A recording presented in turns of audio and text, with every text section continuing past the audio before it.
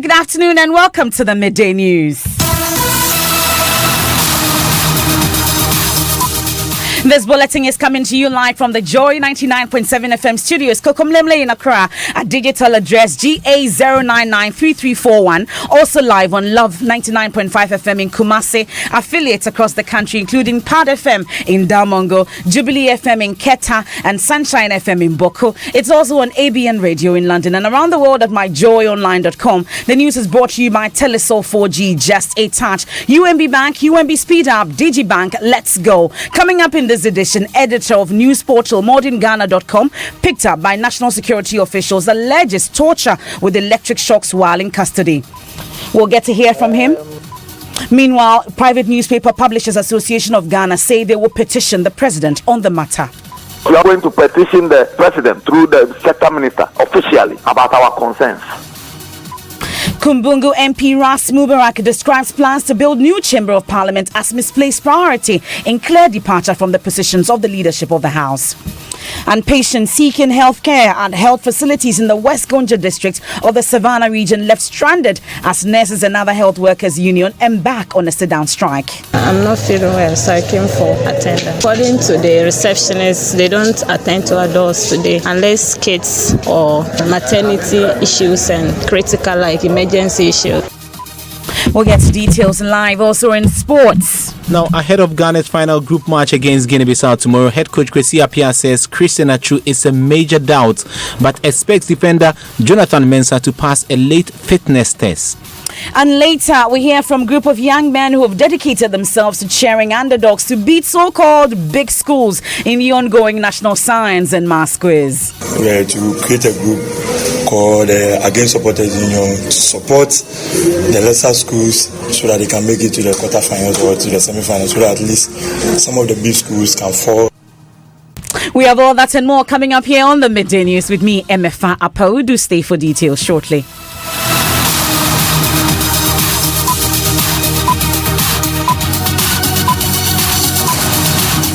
And in our very first story, the editor of the news portal modernghana.com, picked by national security operatives last week, says he was tortured with electric shocks while in the custody of the officials. Emmanuel Ajafo Abugri and his colleague were taken away on claims that they had engaged in cyber fraud, an allegation he has denied. The two have been granted bail as investigations continue. Mr. Abugri told me a while ago that they are on your way back to the national security for further interrogation, but he's been telling us his ordeal whilst in their custody.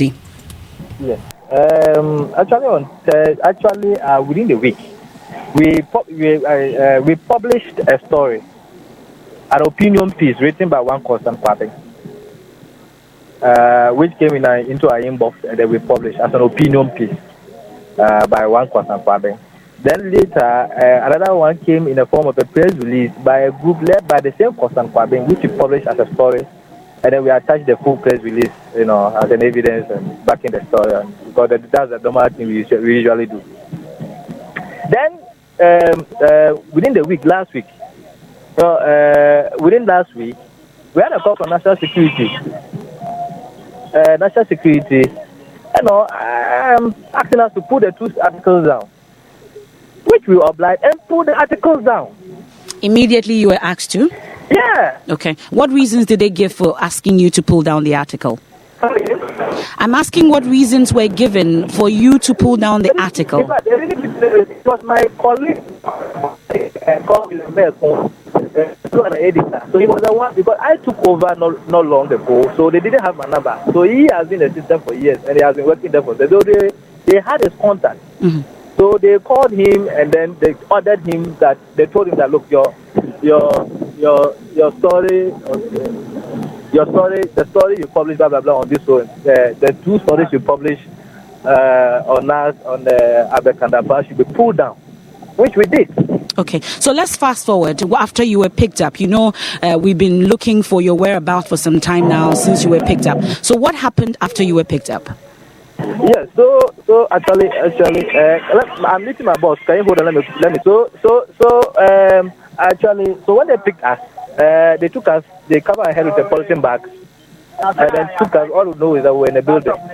So when we got there, they picked us. They took us for question and interrogation, and so when the first thing they asked me was, am I the editor? And I said yes. And then they pulled those 2 publications and showed me.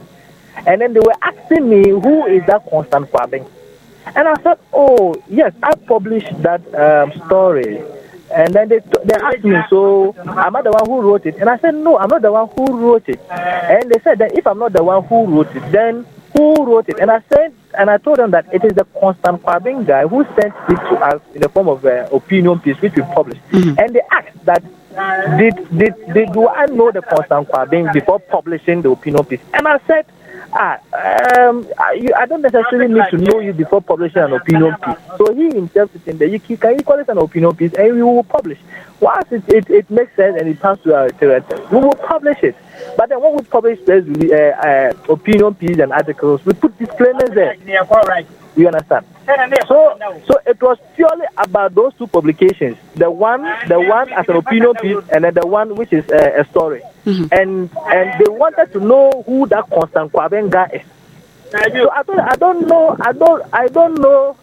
him. Then they said that if I don't know him and I can't produce him, then it means I'm the one who has been using that pseudonym to concoct those stories. So about how many persons questioned you, and how many of you were picked up? We were 2, only 2. 2 of you. And how many persons questioned you, and for how long? Come again? I'm asking how many persons questioned you, and for how long that questioning went on? So it lasted for about an hour, and then the beatings and all that, because they said I have to confess. You were beating? I was tortured. What kind of torturing? Yes, every person came with a slap, heavy slap. So when they ask a question before I could say Jack, then they slap. And sometimes when I speak and they are not too convinced with my answer, they give me a slap. And then from there, they torture me. They use the electric shocker to shock my body. And then even to the extent they even shock my ears with the shocker. After which they put a handcuff on my hands behind. And then they were giving me punches and all that.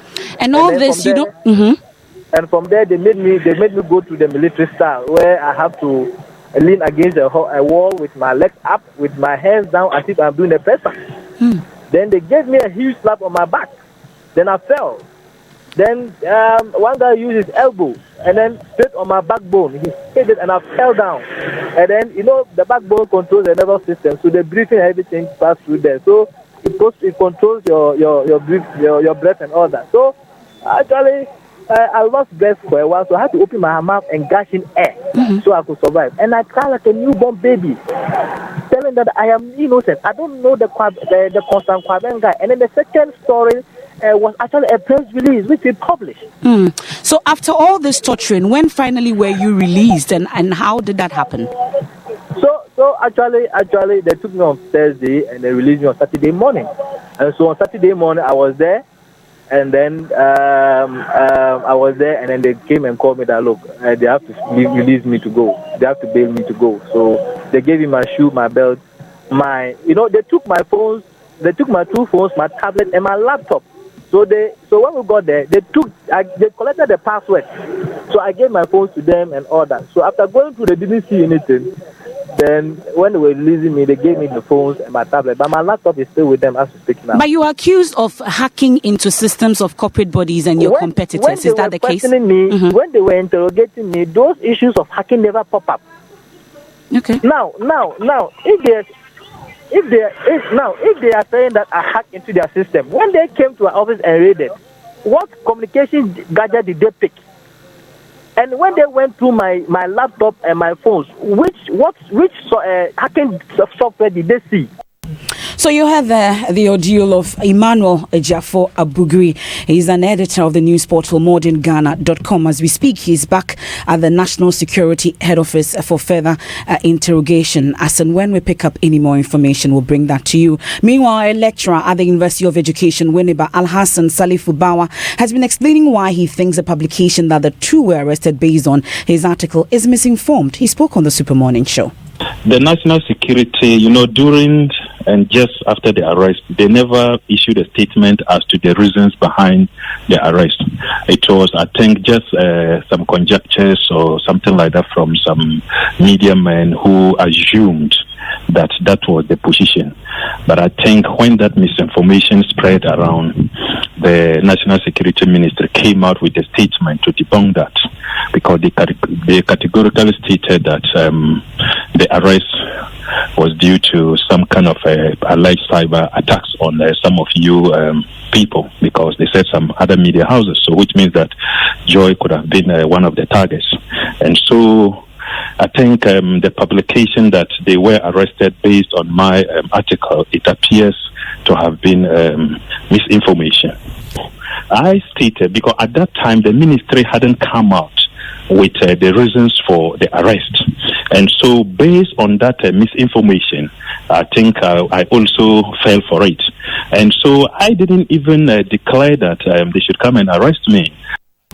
So you heard the lecturer at the University of Education, Winneba Alhassan Salif Bawa. In a related development, the Private Newspaper Publishers Association of Ghana says the detention of the journalist by national security operatives is a clear sign the country is lagging behind when it comes to press freedom. Executive Secretary at Primpak, Ni Layesoa, says the association will petition the president over the issue. I think it is very clear now that the operatives of national security do not want to learn. They still want to send us back to the era of dictatorship, and that is what we are against. Because what we are saying is that there is a regulatory body operating in this country who are in charge of the media. That's the National Media Commission. So that if the Ministry of National Security have any concerns concerning media infractions, it is their duty to petition the National Media Commission, for them also to invite accused persons or accused person to the National Media Commission for the complete settlement committee to resolve whatever problems that exist, if any.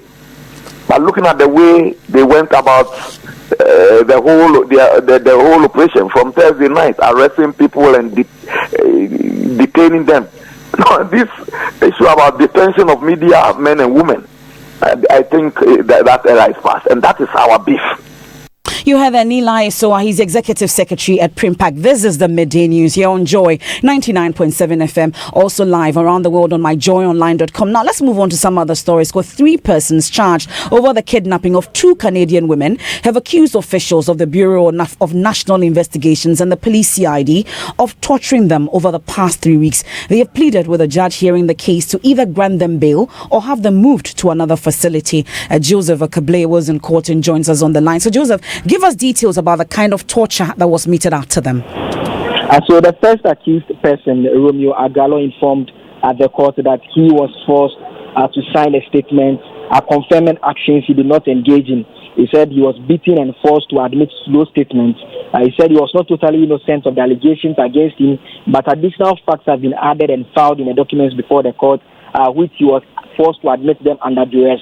Another accused person, Yusuf Yakubu, who is the 4th accused person, also alleged that hot water was poured on him, causing injury to his back while he was in the custody of the BNI. The 8th accused person, Seydi Abubakar, who had legal representation, also made a similar allegation saying that he had been beaten, he had injuries to his stomach and on the side to show that those were the result of the injury, the torture that he had suffered on the hands of the BNI officials. But the judge asked that he showed him a part of his body where he alleged he had been injured, and the judge remarked that there were no visible signs of torture, but asked that the lawyers investigate the matter and file appropriate documents to show the said allegation of the torture. Now, they were asking that the court grants them bail as a result of the torture that they've been through. What was the decision of the court? In fact, that was not granted. The senior state attorney, Hilda Craig, denied the allegations leveled against the Bureau of National Investigations. She insisted they were fabricated stories aimed at tarnishing the image of the BNI, and that investigations were still ongoing. The police were trying to engage the Canadian ladies who she said were out of the jurisdiction currently, and so they asked for 2 weeks, and the court granted a request remanding them into the custody of the BNI. Joseph Kable there reporting from the court. Now let's turn our attention to some other issues because patients seeking healthcare at health facilities in the West Gonja district of the Savannah region have been left stranded as nurses and other health workers unions like the Ghana Registered Nurses and Midwives Association and the Health Services Workers Union embark on a sit-down strike. The health practitioners say they have been denied promotions and allowances for years. Reason for their action. Local chairman of the Workers Management Association, Hawa Karimo, explains to Joy News all the grievances to management has not been addressed. We've engaged with management on several occasions. It's like they are not ready to actually solve our problems. What is the next line of action aside this strike, sit-down strike? We've given 48 hours, and these 48 hours are to manage the emergency cases, the maternity, and the children's ward. But if after 48 hours our demands are not met, the only thing we can do is to actually stop work. Now, with the exception of the emergency, maternal and children's units, staffs in units including pharmacy, OPD and ambulance services have all laid down their tools. One of the patients who spoke to Joy News says she's been left with no option in seeking healthcare. I'm not feeling well, so I came for attendance. And what did they tell you? According to the receptionist, they don't attend to our doors today unless kids or maternity issues and critical like emergency issues. How long have you been standing here? For the past 2 hours. So now you don't have any option of anywhere to go? No, I don't want to go to the town clinics because I don't just like their services. Isaac Nonja is our Savannah regional correspondent. He joins us with the very latest. Now, you've been trying to speak to management. What have they told you about this decision taken by some of their staff? Well, management has tried to allay the fears of the general public by telling them that the unit of the emergency, maternal and children wards, these are those that consider the critical and are appealing to public who are not ready to patronize such services to relocate to other places like those in town. But the units of accident units that are working, children and other the maternal units, they are all working. You heard the Savannah regional correspondent Isaac Nonja there. Now, Kumbungu MP Ras Mubarak says a decision by Parliament to build a new 450-seater chamber is a misplaced priority. The Speaker, Professor Michael Quay, unveiled the design of the new edifice during a courtesy call on him by the architect David Ajayi on Friday. Majority Leader Osechi Mensah-Bonsu has been explaining the reason for the new chamber. I think besides, even now, we have more than 60 non-MP ministers and deputy ministers. On occasions, they are required to be in the chamber. Even sometimes DCEs on occasions may be required to be in the chamber to be witnesses of one thing or the other. So we provide adequate space. But now, when all members of parliament are in the chamber and ministers appear, many of them do not have any place to sit. Some have necessarily to stand, which is not the best. So it's the reason why it doesn't mean that it is anticipated to raise the number to 450. That's not the intention. Majority Leader Osechi Mensah-Bonsu, by the decision has since attracted a lot of criticism, citing the lack of basic amenities, including potable water in communities. Mr. Mubarak says Parliament must reconsider its decision. He was speaking on News Desk on the Joy News channel.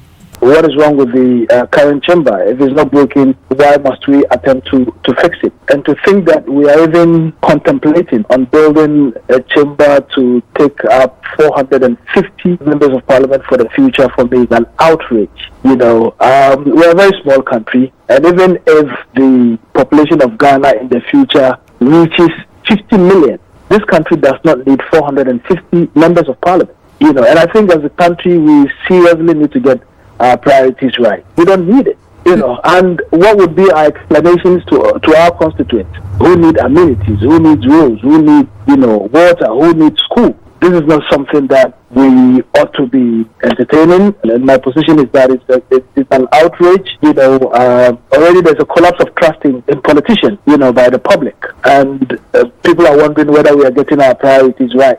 Look at the architecture at Westminster. I mean, they don't have seats for enough members of parliament, and MPs would come and even stand in the chamber.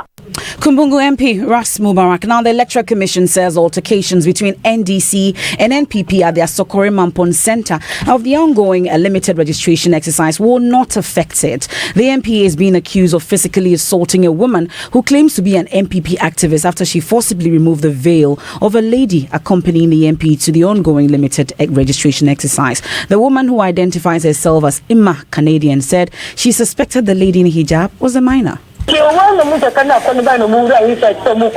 Muntaka Mubarak, along with a child, came in to have a meeting with the EC boss. I was determined to take off the veil covering the child's face to just see if indeed she is of age. Immediately I did so. Muntaka Mubarak slapped me several times in the face and also kicked me.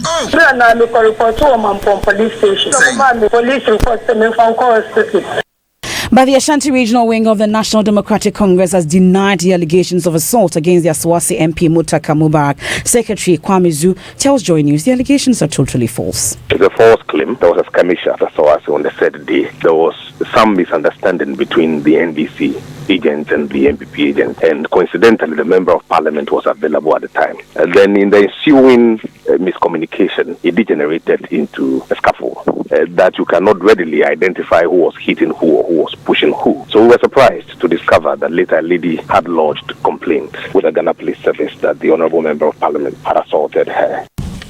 NDC Secretary in the Ashanti region, Kwame Zu. Now, Mr. Muntaka Mubarak has declined to comment on the matter publicly for now, but my colleague Joseph Opoku-Gakpo has been speaking to sources close to the MP and joins me with more. So, Joseph, what did they tell you with regards to the alleged arrest of the MP? Well, from his office, he was never arrested by the police in the Ashanti region. Mm-hmm. They claim that rather his treasurer was the one who was invited by the police for questioning in connection with the case, and he was actually kept overnight when he was brought in, and that Muntaka Mubarak merely escorted the treasurer to the police station and hung around up until late in the night and eventually left. Mm-hmm. But himself, he's never been arrested, he's never been granted bail, and he still denies that he assaulted the woman in question. Okay, Joseph Opoku-Gakpo there. But meanwhile, District Electoral Officer for Sokore Mampong, Angela Osei-Free, tells Joy News the incident has not disrupted the registration process. Or Hemming Terrier has more.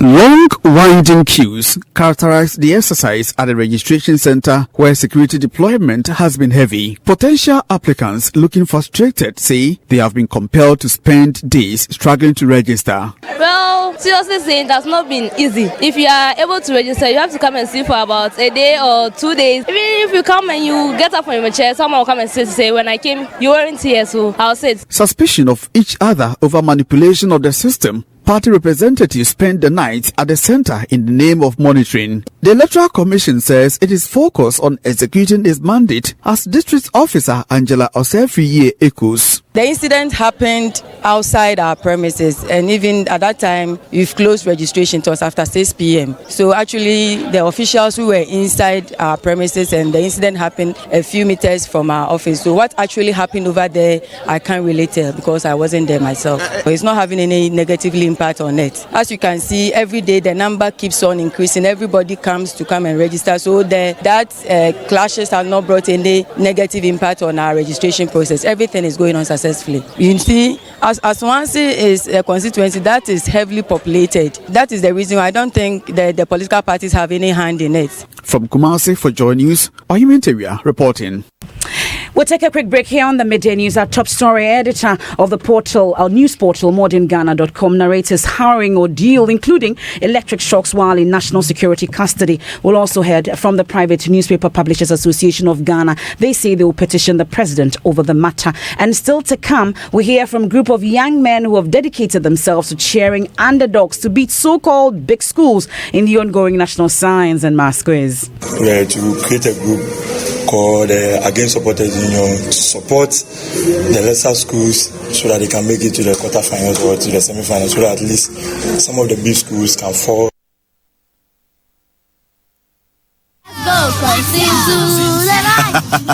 My name is Kwame Sefakai, and most of you know me as a media personality, but I am also a family man. The UMB mobile banking app, UMB Speed App, saves me so much time by letting me do almost all of my banking transactions on my phone. The cardless withdrawal feature allows me to withdraw cash from any UMB ATM without an ATM card. I can also pay bills, transfer money, request for a loan, invest money, and so much more. So now, I can spend less time at the bank and more time with the ones I love. Bank anywhere and anytime with a UMB mobile banking app, UMB Speed App, and get the time to do what you love most. Download the UMB Speed App from your Android, iOS, or Windows phone today. Call 0302-633-988 for more information. UMB Speed App, Digibank, let's go!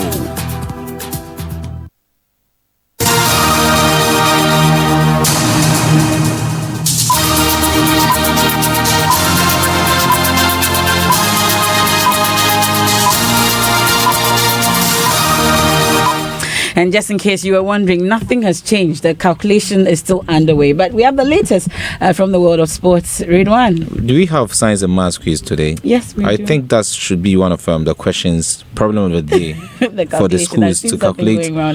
Calculate how the Black Stars can advance to the next stage of the competition. It's a nice problem of the day for the young kids, to handle.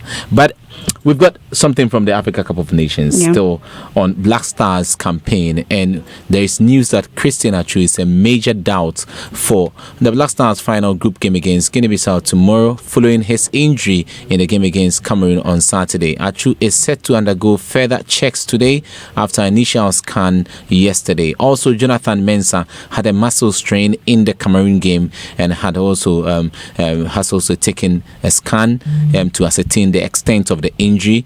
Black Stars head coach Kwesi Appiah provided an update on the fitness levels of the two players at a pre-match conference yesterday. And there's also talk about the crisis in the team now, and defender Kasim Nuhu, he's also suspended, and so Kwesi Appiah must tweak his starting lineup again to face Guinea-Bissau in that final group game. And on that day, that's tomorrow, the Joy Sports team alongside DSTV Multi-Choice will be at third place in Kanda for the build-up with the legends here on Joy 99.7 FM.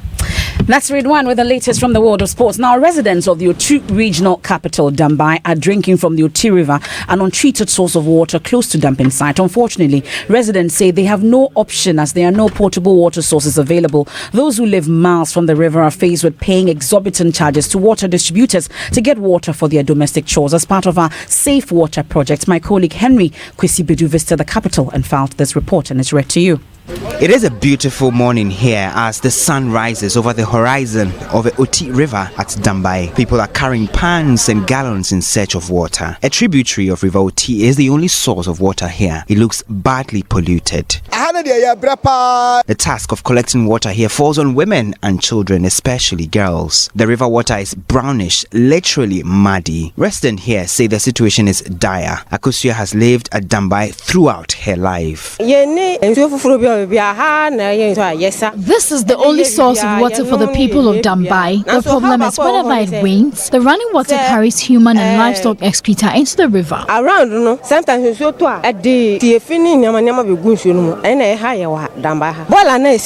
The water is also close to an old dumping site for the Zoomline company where their refuse containers are kept. The problem looks widespread as other communities also depend on the same river. Motor tricycle operators have found an opportunity to make money by supplying water to the people in this community. They sell a gallon of water for 4 cedis. Mohammed Seidu lives here and drives one of these cycles.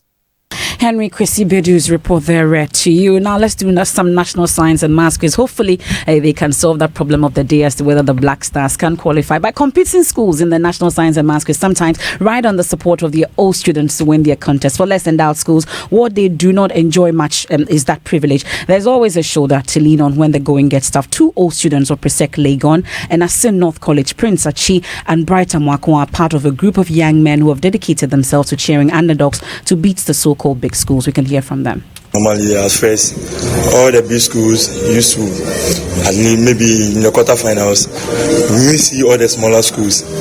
So it's only the big schools that are making it. So we decided to create a group called Against Supporters Union to support the lesser schools so that they can make it to the quarterfinals or to the semifinals, so that at least some of the big schools can fall. Now, Maxwell Agbagba is at the RS Amegashi Auditorium where the 1/8 stage of the competition is happening. Keta Senior High School at Dinaman and Bekwai SDA SHS are competing, and he joins us with the latest on that. What can you tell us about that competition, Maxwell? The contest ended about 5 minutes ago. Keta Senior High Technical School won with 27 points. Bekwai SDA SHS, they had 19 points. Dinaman SHS, they had 14 points. The two young men you heard there provided unflinching support to Bekwai SDA SHS, but they did not win. At the end of the contest, Keta Senior High Technical School progressed to the quarterfinals. And that's it. Definitely somebody beated Naman, and that makes me happy. And what's trending on social media, Maps? Well, people are talking about Republic Day, and we might see a hashtag bring back our Republic Day holiday hashtag. But this one is from @Panarules, who says, I personally think Republic Day is significant enough to be a public holiday. The changes made are really unnecessary. This one is from @Nungwa, who says, the cancellation of the Republic Day holiday exposes further how shallow and unfocused the Nanado government is. And this one is from @Ransford, who says you could have channeled our holiday by using it to clean up the whole country. We have too many holidays, if you ask me. But that's it for the Republic Day edition of the Midday News here on Joy 99.7 FM. There's more news when you log on to myjoyonline.com. I am MF Apau. Thanks so much for your company. Enjoy the working week.